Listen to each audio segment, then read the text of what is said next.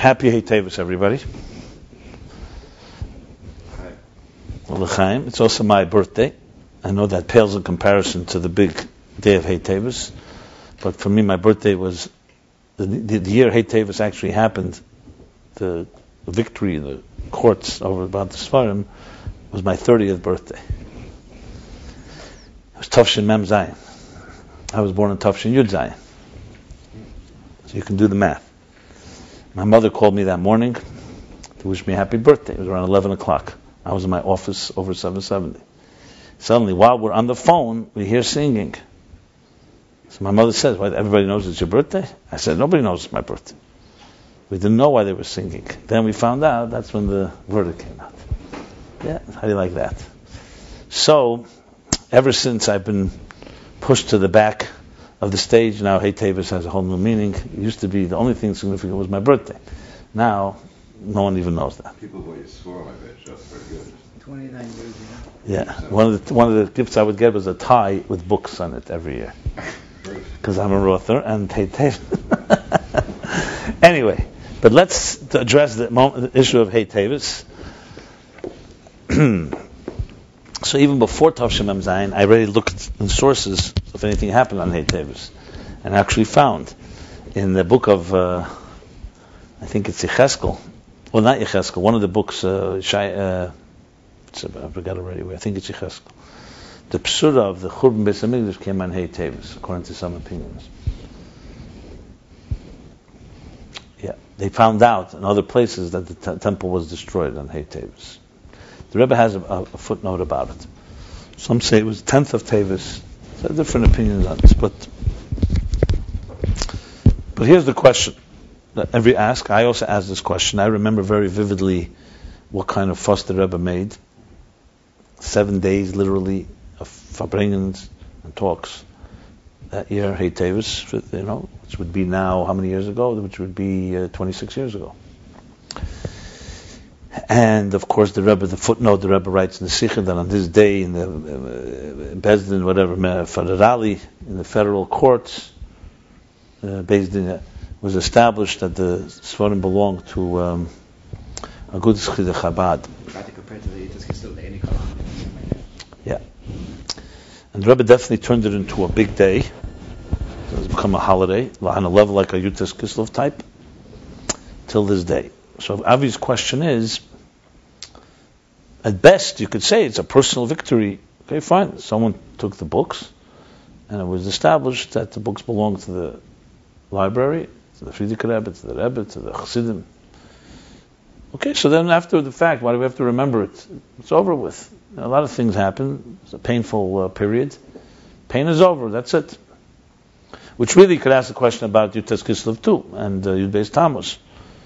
Some people wanted to arrest the Alter Rebbe, the Frierdiker Rebbe, and then he got out of prison, so we have to remember it. They were criminals. And it's over with.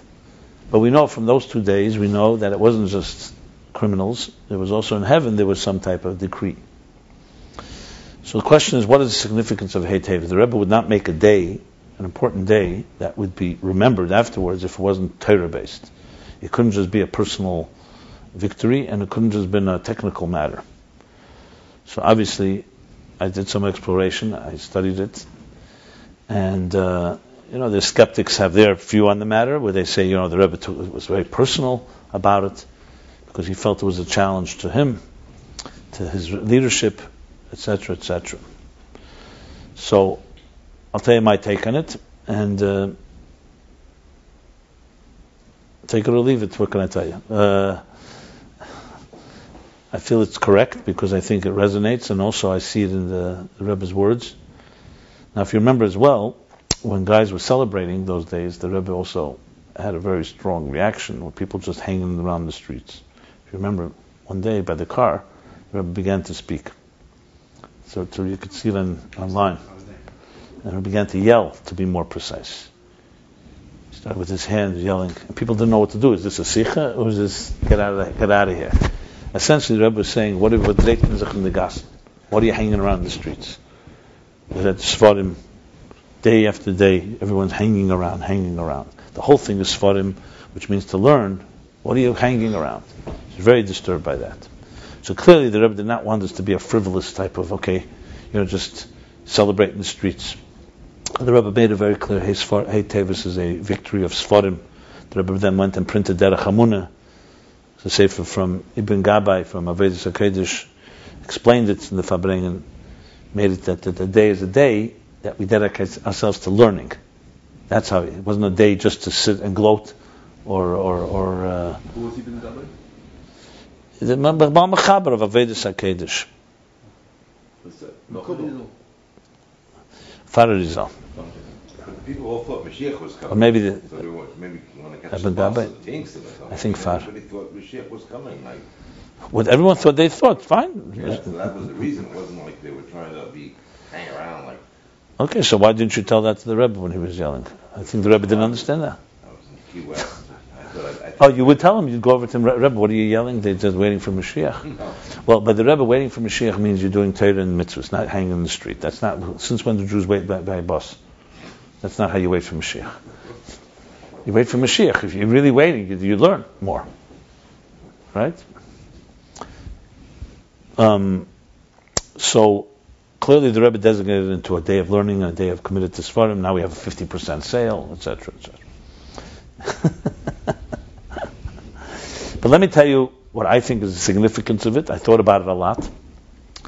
Some people said it was a personal fight. Barry Garari, Chana, even the Rebbe Tzna Chamadina, they wanted the Rashak to be the Rebbe.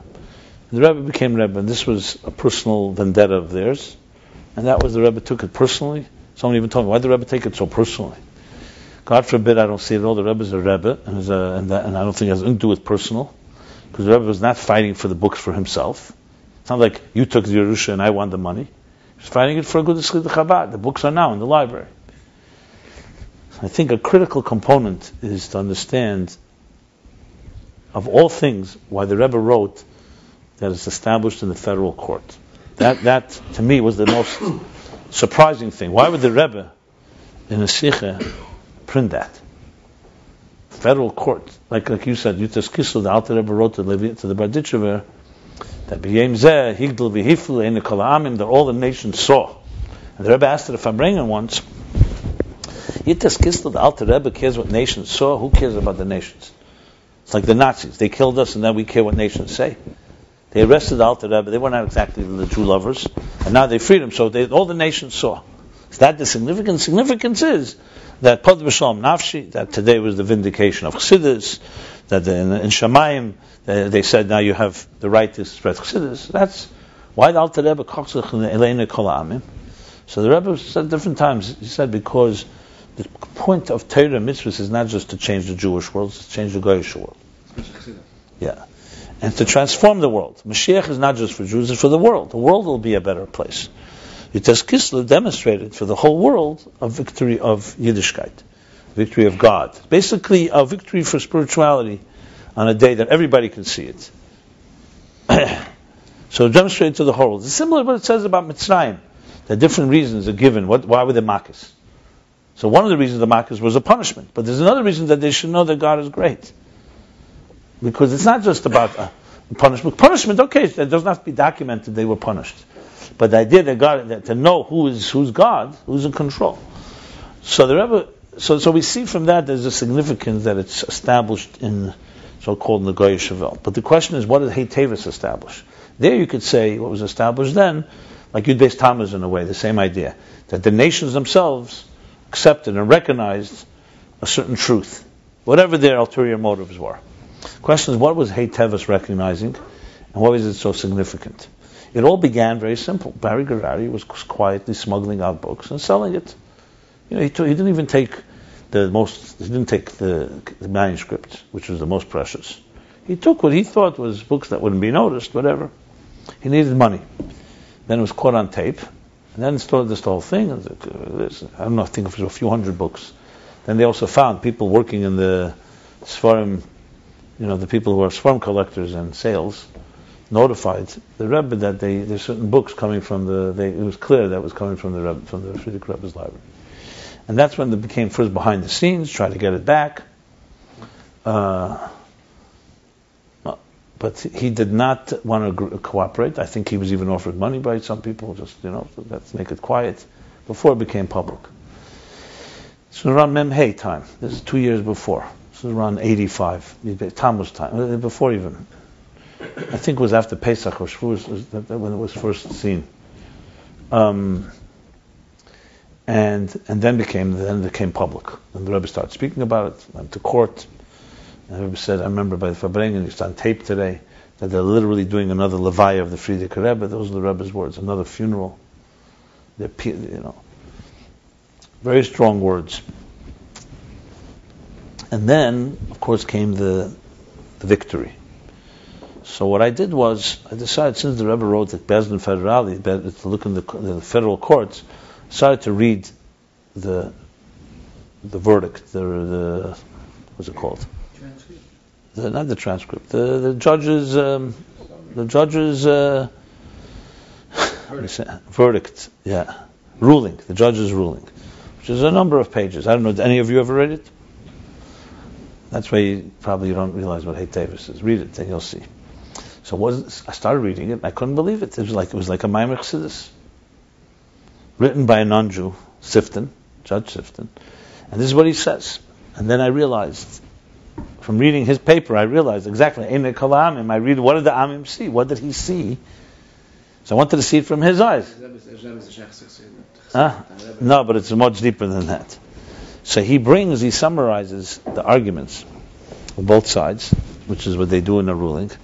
And he says that Bar Gerari's side argues that the Frierdiker Rebbe was a private citizen, and was also a Rebbe, but he was also a private citizen, and owned certain property, like a house, furniture, and books. And as such, who's the heirs? The heirs are his children. So he's one of them. He's a grandchild through his mother. Okay. And also agrees that the other side, the Rebbe Tzemach Chaim Mushke and the Rebbe are also heirs. That part of the other argument was, no, that the Rebbe, listen to this, the Rebbe represents the Chassidim, and the Chassidim gave him money to buy books. And they trusted him, and therefore, since the Chassidim bought the books, it belongs to the Chassidim, and not to the Rebbe. That's the argument, he says. So he says, I reject both arguments. He writes that. I reject the first argument that there's two people here, a private Rebbe and a private citizen, because clearly that everything that he did was a Rebbe. Even his private citizen was like a Rebbe. On the other hand, I reject the Agudas Chabar argument, at least this part of the argument, that it belongs to Chassidim, because once the Chassidim gave him the money, they didn't give it on condition they can get it back. It's not like they gave him the money, and now, we don't like what you're doing, we want our books back. We want your property back, because we paid for it. Huh? Exactly. So that's where he cites the Rebbe Tzemach Chaim Mushke, as you just said, that there's a third approach. That once you gave it to the Rebbe, it's like the Rebbe's. But the thing is that the Rebbe himself is not a private figure. The Rebbe himself gave himself to Chassidim. So it's not like the Rebbe is there's no private Rebbe, there's no such thing as an individual private citizen of the Rebbe. That's what he writes. You tell me. What's he saying basically? In other words, even Agudas Chabad didn't get it. Frankly, because they added arguments that the Rebbe didn't tell them to argue. The Rebbe had said, use that argument. The Rebbetzin had said by the transcript, when they asked her, who do the books belong to? The Rebbe or the Chassidim? So she answered, the Rebbe himself belonged to Chassidim. And everyone thought at the time was some type of euphemism, nice word. That happens to be the crux of the whole case. Because if it belongs to Chassidim, the Sfarim, then what do you mean? You gave him the money, you never wanted it back, so that's not an argument. You can't say it belongs to you. No, it's not to Bar Gerari. On the other hand, if if it doesn't belong to the Chassidim, then the Rebbe as a private citizen, then why can't the heir take some of the books? So comes a third thing, that the Rebbe himself belongs to Chassidim, which is a complete category that doesn't exist even. It doesn't exist in this. There's no secular precedent. But I'll go a step further. When he begins, to just show you that he didn't just write this as a nice line, he begins with the whole introduction. This is his introduction. That's where I really realized, man, this guy got it. He writes like this. Sometimes these judges, the good ones, they go right to the core of a case that you don't even realize they cut through it all. He did that. He writes like this. The question at hand is the legal relationship between a Rebbe, his Chassidim, and the Rebbe's property. He says, he begins very interesting. He says, up till the 20th century, this issue was never addressed in any court. Why? Because it didn't have to be addressed, because there was trust. He says there was trust. The Alter Rebbe, he writes, the Alter Rebbe, the founder of Chabad, and his Chassidim, and whatever the Alter Rebbe, I guess, owned, it was trusted. It was never an issue. And therefore was never addressed in any legal manner. It was basically oral agreement, verbal trust. Like, two brothers that agree. He says the Frierdiker Rebbe, in his foresight and wisdom, realized at the beginning of the 20th century that Chassidim would be moving away from the insulated world of Russia, and realized that you have to now legalize matters. So he established an Agudas Chidei Chabad to create a legal. So the question at hand is, what is the relationship now, the legal relationship between the three? That's how he begins the whole ruling. So then he goes to the argument. Barry says that there's a Rebbe as a private citizen there. He has no legal relationship with the Chassidim. As far as a legal relationship with the Chassidim is a spiritual thing. Once they give him a gift, it's his gift. It's not like theirs. And then the third, and the Agudas Chabad says, no, the Rebbe doesn't have anything private. We gave him everything, which means basically he's our figurehead. And just like we put him there, we can take him away. And the Sifta absolutely rejected that. That's interesting. That reveals some communist theories, which is quite disturbing. Like the Rebbe is, in other words, the Rebbe is simply, we basically pointed him, and it's not his books, it's our books, which they absolutely rejected. I'll tell you why this is important, you'll see in a moment. I'm actually happy that he rejected that, because you'll see that helps appreciate. And the answer is that the Rebbe is a new entity that doesn't exist. He's a man that's given his whole life to the public, and therefore he doesn't have private property. Understand? It's not that because they can take it back. He doesn't have private property because he's not a private individual. Now tell me if this is not the best way to capture what a Rebbe is. So now let's talk a little Chassidus here. That's not in the ruling. And which is very important to after Gimel Tammuz as well. I once Fabring with Bochum, Chassidish guys, they wanted to have an internal, intimate discussion on the Rebbe today. How should a Bocher, Chassidish Bocher, look at the Rebbe today? Begashmis, we don't see him. Baruchnius obviously lives on. A Rebbe's Chayet Tzadikim. The Chayet Tzadik, life of a Tzadik is Ruchnius. But then every Tzadik lives on. Which makes the Rebbe unique, etc. Then, what it means Baruchnius, what do we need a Rebbe Begashmis, etc., etc. So I shared with them the following. I think I've said it here.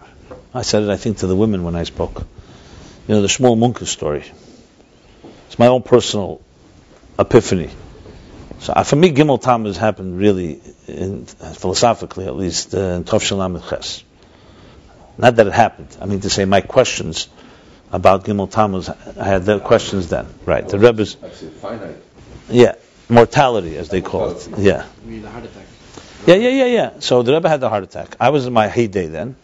In my heyday, I was in my prime. I was 21 years old. Hey was the primary. It was Lamed Ches. I was 21 years old. I was working in the Sichos. I mean, I was in cloud 9. I was in Gan Eden. Bringing took a ton. It was like a Bocher 21, perfect age. You're not too young, not too old. It was Live in the palace. Yeah. It was unbelievable. And we thought it was going to go forever. This was like a 24/7 Fabringen. Exactly. Right. So we thought it was going to go on and on. It was great. Then the heart attack happened. We're going to go through all the details. And I wasn't traumatized, to be honest. It is. I was a mature guy. It was like that. But philosophically, I said to myself, and I knew internally that it was serious stuff. The Rebbe was there was a killer heart attack at 5 o'clock in the morning, that morning, Simchas Torah morning. Besides the surreal thing that's happening, Shmini Atzeret, Simchas Torah, the Rebbe's day of all days, that's another pash that should happen on such a day. Fine. But I saw, first of all, what shattered was, the Rebbe was indomitable. He was unwavering. Nothing changed. A farbrengen was a farbrengen, and there was no such thing as a cold, rain, nothing stopped the Rebbe. A farbrengen, you knew like a clock. At 1:30 is going to be a farbrengen, a Shalos V'Vorchim, and a Simchas Torah before a kofar is always a farbrengen. After the Simchas Torah, and here that changed. I remember I could not believe the next day. I was saying to myself, "There's no way the Rebbe is not coming down to this farbrengen before a kofar, because it was just not conceivable such a change. It didn't exist." No, so the Rebbe physically didn't come down, but he gave over a message, and everybody came. I don't know if you were here. There was a farbrengen. The chair was empty. It was weird, but everybody was there. They singing. The Rebbe sent a message. Fine. Then, of course, the Rebbe, in his own way, inimitable way, compliment the next night. There was a farbrengen on mic. You could hear it. I remember that everybody in shul came right after Yom Tov. Just after Yom Tov, the Rebbe began Mipnei Sibus, because of reasons we can't be together. We're speaking, the whole place started crying. I don't know if you remember this. You were kids, yeah. I was a kid, but I remember that. Yeah, it was very, very emotional. Because it was so internally, what I had then was I was thinking to myself, so what's going on? One second. Deir Hashvi, this is supposed to be the seventh generation, Mashiach. It wasn't. It's not Suffolk and Amunah that I had, because I had Sveikas before that. I didn't need that for my doubts. On the other hand, I had deep Amunah too. I told you, I have a Nefesh Kiss, Nefesh Habam. It depends who you ask. It's two different. Like someone says to me, "What do you believe?" I say, "It depends who you ask." I've got two voices. That's Eshteit and Tanya. That's a fair thing. That's what I said. You got to just know who's talking. That's all. So you have two voices.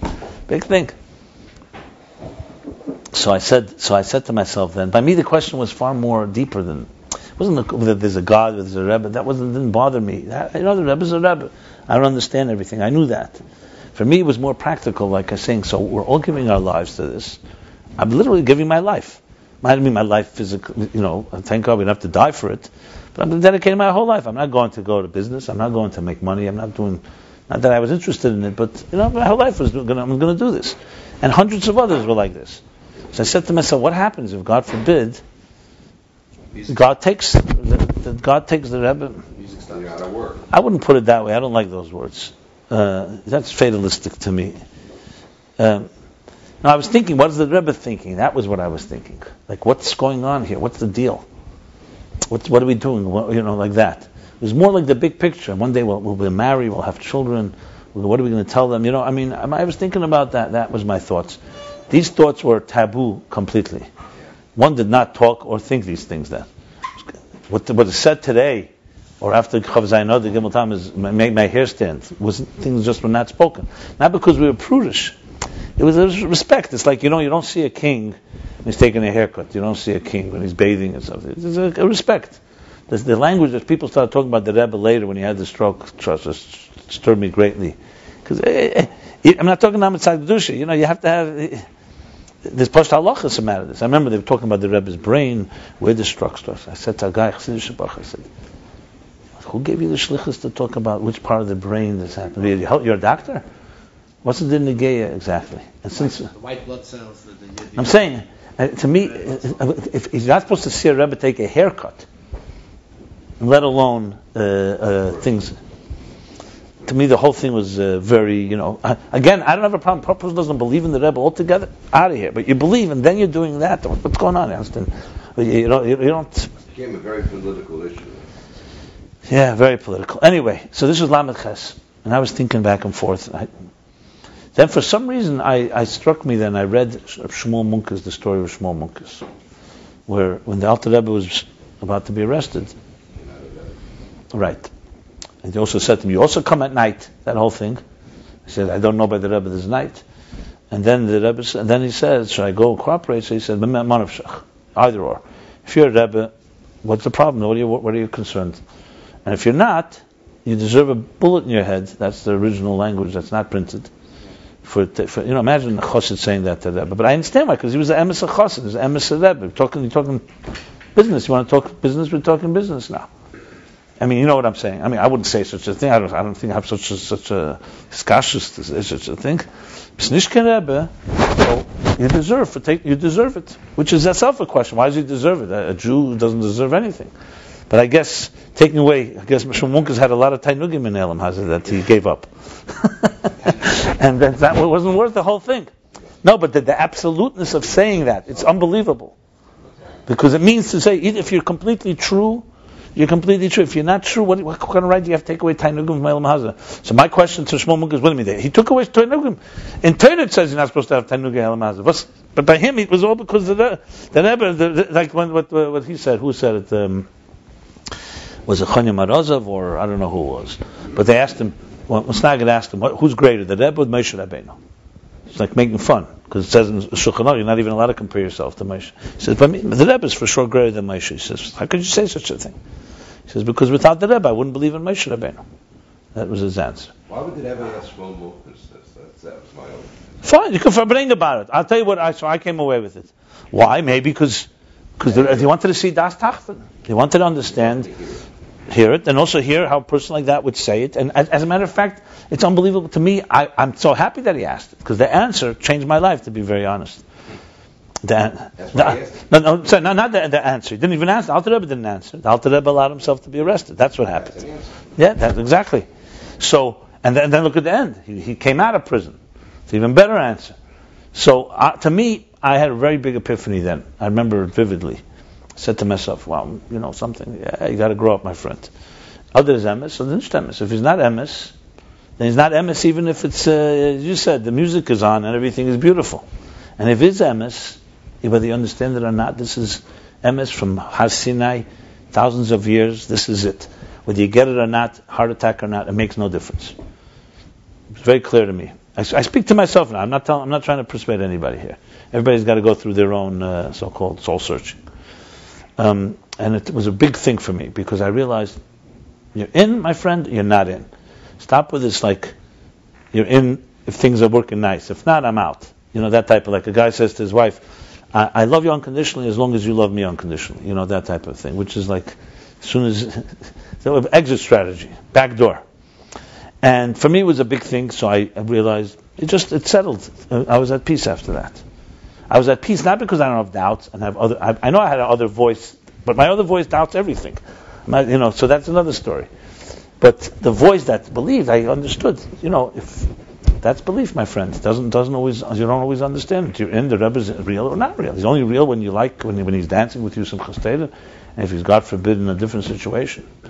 So to me, the truth is, not that I don't have any pain over Gimel Tammuz, Chav Zayin Adar, and all that. Obviously, seeing the Rebbe suffering, I mean, that's obvious, that it goes without saying, the anguish. But the big philosophical question didn't bother me at all. To me, it was the Rebbe's emes, Teiras emes, Vayemin b'Hashem b'Meisha Avdei. He said what he said, Bas Legani Tovshin Yer Aleph. The Rebbe's Shchinim Medaberes B'Tergrene, godly man of God, and that's that. And either he's a man of God or he's not a man of God. You cannot, there's no palgina, you can't split a man of God into two. Simple as that. You do that, then he's not a man of God. Then he's a man of God only when you like it, or when he fits your agenda. And that's that, from my point of view. So, going back to Hey Tevis, my take from it is, to what a Rebbe is, that what Sifton recognized is the essence, the real core of it. So what does it mean? Why shouldn't a Rebbe be able to be a private citizen and also be a Rebbe? What's wrong with that? It doesn't sound so bad. Because without Chassidus, obviously you can't understand. You can say Moshe Rabbeinu also, he was a private citizen, and he also happened to be a Rebbe. No, because he's a man of God. A man of God can't be split into two. He's either a man of God. He's a man of God only when he's with the Chassidim, and then when he goes home, he's what? Not that he isn't a husband or a father or whatever, but he's a man of God. He's a man of God. It's 24/7. Moshe Rabbeinu was a Mumutza Machaber. He was an interface between God and the Eden all the time. Or else, what kind of interface can you trust? There's only interface in certain times, and then you decide, maybe now he's not an interface. Then what, you got yourself a big problem. So either he's it or he's not it, like Shmuel Munkus said. But let me take it a step further. In Chassidus it speaks, there's a mimer in Tafresh Tzadik Dalet. I don't know if I've ever mentioned it here. In Ayin Beis, we'll get to it in the next volume, but volume 2 at the end talks about it. But also, it's a theme, underlying theme all the time. He says the difference between Gashmis and Ruchnis. It's a very fascinating thought. This is the Rebbe, Friedrich Rebbe's words. That Gashmis, physical things, their mitzias is not their own. They're not real. The existence of it doesn't come from themselves. In other words, everything has a cause and effect. There's a tree, there was a seed that was planted. That seed had a previous seed. You and I, we have parents. Our parents had parents. Their parents had parents. So everything has a source. And their kiyum, their sustenance, their reality is also not on their own. Because material existence, by definition, is not is not an eternal reality. It's a weak reality that needs to be kept in motion. You can see it from the fact that people die, etc., etc. Or like we spoke, if it's dying at the end, that means even now it's eroding. Ruchnius, this is the key. Ruchnius says, Mitzias of Ruchnius is also not Mitzaratzme. Spirituality also doesn't come from nowhere. It also has a source. Whether it's divine light or energy or God. But Kiyume is Mitzaratzme. Its reality is generated from within. Self-sustaining. Self. So the question is, how could you say that? Just like Gashmis, both Mitzias and Kiyum. You follow what I'm saying? Yeah. So Ruchnis also. So the Rebbe has a footnote there. The Rebbe has a footnote on the Maimer of the Friedrich Rebbe. And he says, Ulai, maybe you can give an example for this in Halacha. He brings a Nigla example. The example is from Machzis HaShekel. That when the Jews gave a half of shekel, so it says, Masa Yofa Yofa, which means you have to give it in a way with no conditions. You can't say, I'm giving it on condition I'm going to take it back later. Yofa Yofa means once you gave it to Hegdish, it's no longer yours. So once it becomes the Tzibur's, means Mom and Tzibur, it's Tzibur. That's what it is. So when they gave it, it was used for buying the carbon tamid, or at the time of the Mishkan, was used for making the Adonim. Incense was from Machzor Shekel? The end of it, what was left. Maybe, yeah, okay. But regardless, once it became, in other words, once a group like us, we gave our half shekel, it's now Hegdish, it's no longer yours, period.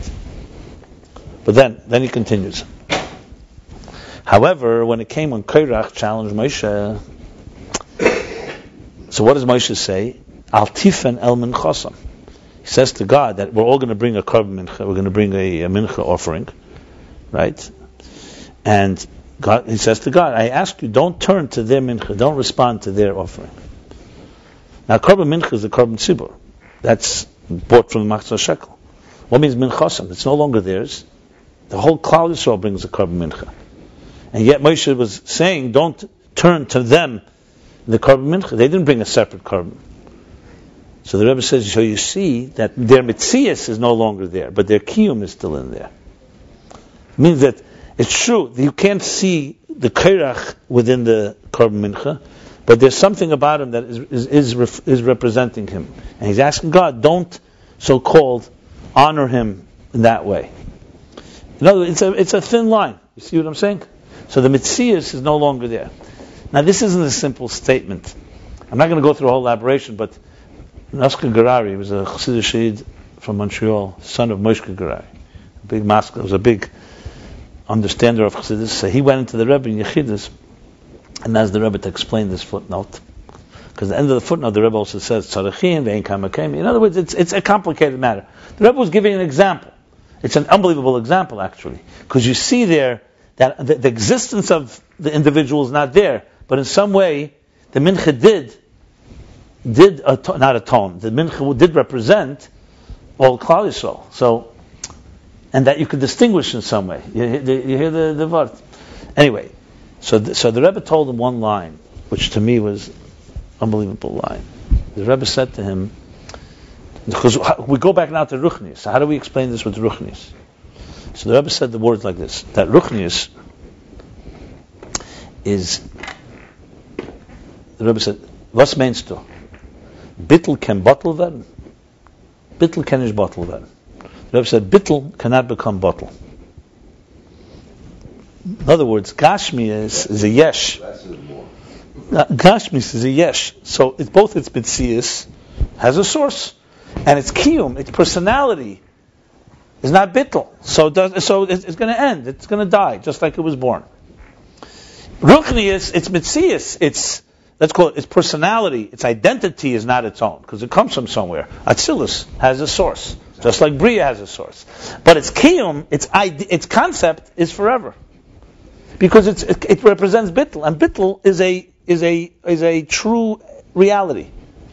Because it's not about me; it's about my not being me. The more not me I am, the more I am. That's the vart. Why am I saying all this? This is to me Hey Tevis. This is the celebration of Hey Tevis. What is the celebration of Hey Tevis? A Rebbe his mitzias is bittul. His mitzias, his body, and his physical manifestation that in this world can go through great fluctuations. It can also go through life and death, what we call life and death. But his kiyum is nitzchi. More than, I'm not just saying that neshama is nitzchi. His kiyum as a Rebbe is nitzchi. What Sifton realized was that there is an existence of an entity in this world, a human being, that though the money was given to him, he bought books with it. He did not buy books because he's not an individual. He bought books for, I would say the Rebbe is the gather of halacha, of a tzibur, and a tzibur ein a mess. We are individuals, so we die. It says tzibur ein a mess. A group cannot die, a community cannot die, because the community is not defined by individuals. It's something more than the individual. That's what I mean by kiyum is mitzadatzme. That's what the Rebbe said, al tifnei al muchasam. The mitzias, the machzor shekel is no longer theirs, you can identify. But there's something that remains. So when Shmuel Munker said to the Alter Rebbe, P'star Rebbe, so he could have said more. P'star Rebbe, nothing will happen to him. But P'star Rebbe, you're also not going to die. But he did Alter Rebbe, it wasn't nostalgic 200 years ago. Because that's not the Rebbe in him that was nostalgic. That was his manifestation, Elam Hazan, Gashmis, in the body.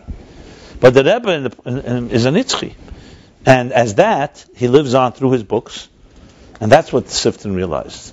That was what Barry Garai was trying to make the Rebbe into an individual citizen. And say, therefore, he left me books. It's mine. I'm an heir to the throne. I think he just died. The Chabad, at least the communist version, tried to say the Rebbe is not just a figurehead. We gave it to him, we could take it away from him. No. Sifton understood that the Rebbe is a godly person. Now you can take that away from him. But by being a godly person, by de facto means he doesn't have any personal property. Because everything he is to the people. That to me is the hate.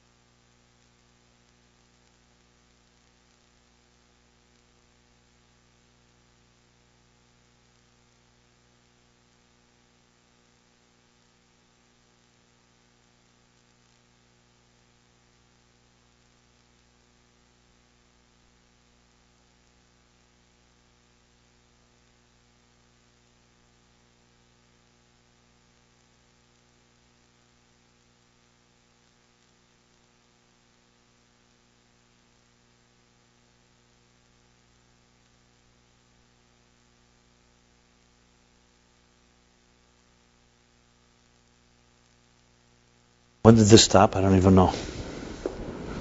You just looked a few moments. Huh? You just looked a few moments ago. It's very short. Yeah. Who? You. It was not a few moments. It was a while ago. Huh? Okay. Well, let me just say the summary again, just in case. So, the bottom line is that Hey Tevis, if Yutes Kislev is the celebration of the victory of Chassidus, and Tes Kislev is victory and celebration of the Skashus, Rebbe and Chassid, which was the challenge then. So Hey Tevis is the core understanding of what a Rebbe is. Had Hey Tevis not happened, then we would have less Agmas Nefesh maybe, but we would never have in a federal court, Le'enei Kol Ha'amim, for all the nations to see, declared in Elam Hazeh the Nitzchias of a Rebbe, the true eternity, because he's a tzibur, and a tzibur does not die, and that's captured that he himself, in his lifetime, had nothing of his own. Not because he had nothing of his own, because he was such a benevolent person, because his Metzias was Bittul, and Bittul does not have property, to put it bluntly. So he doesn't have. So when Chassidim gave him money, they weren't giving an individual money here, live nicely and give us back, services. Rabbinic services, Rebbe services. You're giving money to Bittul, and every piece of that money and everything bought with it is part of Bittul, and Bittul doesn't buttle, and therefore it's forever, and there's no heirs to the throne, so to speak. So even if a Rebbe has a son that becomes a Rebbe, it's not like he inherited the library, he inherits the Bittul. So it comes with everything. He's basically that's the story. It's a different type of, now that a judge should come to this conclusion. Thank God it wasn't a Jew. I don't think any Jew, even a Chassid, would come to this, because he wouldn't come to understand that he went very pure. He looked at the picture. I don't even know himself whether he understood the depth of what he was writing. But what I said now is not exaggerated. He writes exactly this. That's the ruling. He does not accept him as a private citizen. He doesn't accept that you can take it back. The only thing left is that he belongs to Chassidim. So the Rebbitzin's words, which some say the Rebbe said as well, I don't know, I'm not sure, is unbelievable. It's not just a nice line. I remember then some people here said that Rebbitzin was evasive. So she said that Rebbe blank to Chassidim. It ends up being the whole essence of the Ganze Maisa. So that to me is Hey Tevis, and I'm happy it's my birthday too. So I'm riding on the coattails of Atzmi. Let's put it this way: we learn Chassidus, we learn in Ayin Beis Chassidus an Atzmi. An Atzmi is an Atzmi. That's what Shmuel Munkus was saying. Because Shmuel Munkus obviously did not think the first option that the second option, or else he realized he was just stating, just like Sifton Havdil said it. He was saying it for the record. You're a Rebbe and that's it. That's Vasmach Suchnarish. And if after that we say, with Sifton, and I said, fine, it's up to you. I don't know, but I find that's Hey Tevis to me, and so for far more than books. And now let's not just. I just want to qualify one thing. This doesn't mean we're satisfied with the Rebbe being an Atzmi and invisible. The whole point is that you want it to be Gashmias.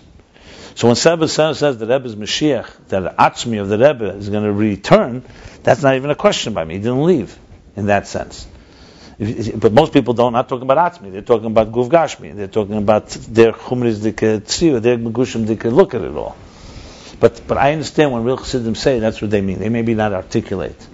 What I just said is a lot of Chassidim Taka believe, they just don't have the words. So their words come out wrong. They make it sound like the Rebbe, okay, he's our popular guy and we want him back, type of thing. But that's back down to being able to appreciate in words and understand what a Rebbe means.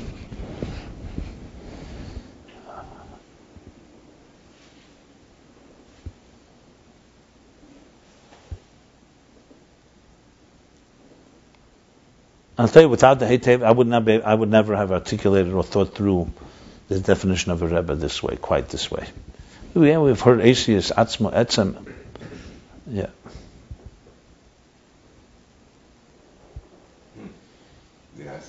When they have a Farbrengen, Hey Tevis Farbrengen, you should say this.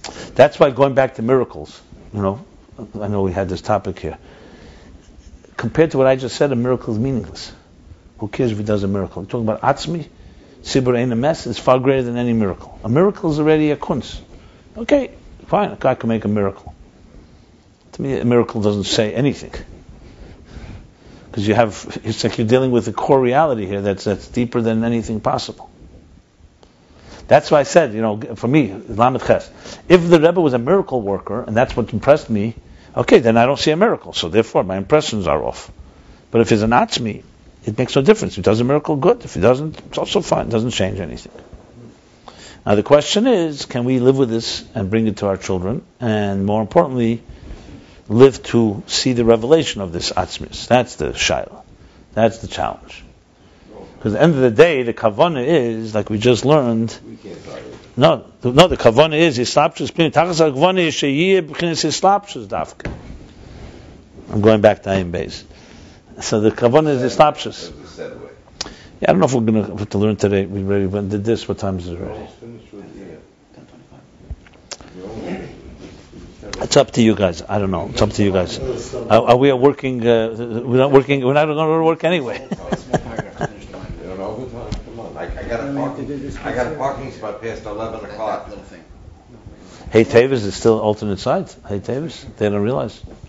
Tell them as an atzmi, there's an atzmus. I once ran out. They were giving me a ticket. I told them I'm dealing with atzmus. What do you give me a ticket for? With the verdict, I think then we we'll need to see. have a large discussion before we move on, how people go home. I don't want to Ein bisschen. Oder getracht. Therese Mazzoli gave it, so ein bisschen mehr psychisch Chushim. It's up to you, but I think we'll need a half hour, 45 minutes to discuss this. Are you talking about for the kavan, for the public good or for your own good? I'm never interested in anybody but myself. Really? Come on, I can't believe that. No, I like to think that way, but maybe I'm not, I don't know, but you seem to ask the question. Listen, we're friends already. Now we can talk openly. All these months haven't changed it. Huh? No, it was worse, it was better, I used to think it was in favor of other people, now I think in mind it's just me. Instead of- We're getting somewhere. Yeah. Anyway, that's my Hey Tavis piece. So, happy Hey Tavis, everybody. Let's stop this. I thought it was your turn. Do you? All right, you said it's your set, right? Hey,